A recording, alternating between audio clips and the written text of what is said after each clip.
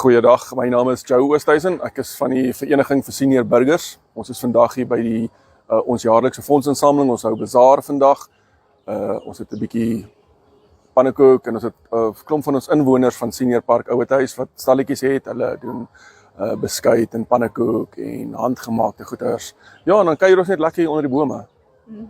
So, vertel vir my 'n bietjie van die Goat Turquoise for the Elderly. Hierdie is die eerste keer by die bazaar nou onder hierdie tema plaasvind. Hoe het dit betrokke geraak? Die Goat Turquoise projek is 'n projek eintlik van die Nederduits Hervormde Kerk wat ons nou oorgebring het hierdie kant toe. Ons kom van Suid-Afrika af. Ons het dit nou al 1 jaar gedoen, dit is die 2de jaar. So ons senior burgers het ons breiklap van die vereniging het hierdie blommetjies gemaak wat ons dan nou teen $20 elk verkoop.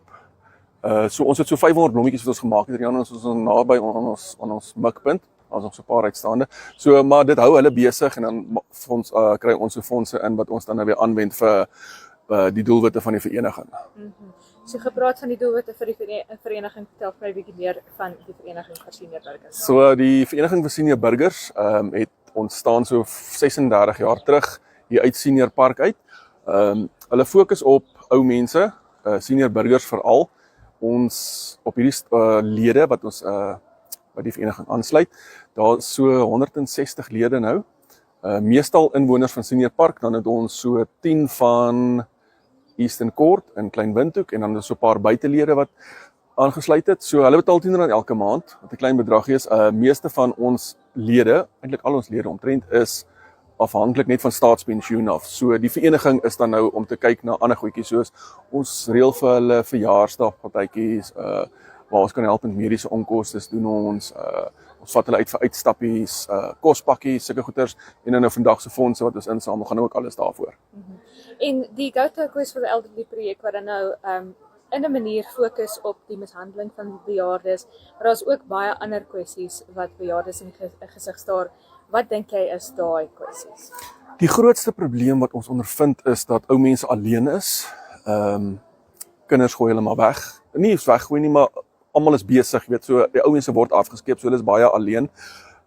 Vandag se ekonomie is 'n groot probleem. Soos by ons lede is veral, hulle is net afhanklik van daai R1.400, R1.600 'n maand van die staat af.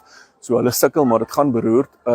Ja, so dit is jou grootste probleme waarmee ons sukkel uiteindelik. Ja. En wat dink jy kan Jan Alleman doen om bejaardes te help in die samelewing? Betrokke raak by, ek gaan ons nou sê betrokke raak by 'n vereniging soos ons, maar ek dink om uit te reik na mense toe, al is dit net om te gaan sit en te gaan luister, gaan vir 'n halfuur, gaan vir 'n uur, gaan sit by iemand en gaan luister net. Jy hoef niks te sê nie, ek dink dis 'n groot behoefte by hulle. Hulle wil net bietjie praat en bietjie hoor en voel ook hulle word gehoor. Fantasties. En dan Senior Park het ook probleme met infrastruktuur nou hulle geruime tyd lank. Wat dink jy is die probleem daar? Ons is 'n onafhanklike vereniging, so wat ek hiermee praat is dit niks met die vereniging te doen nie, maar dit is 'n ek praat glad nie staatsinstellings, maar die finansies is druk maar oral.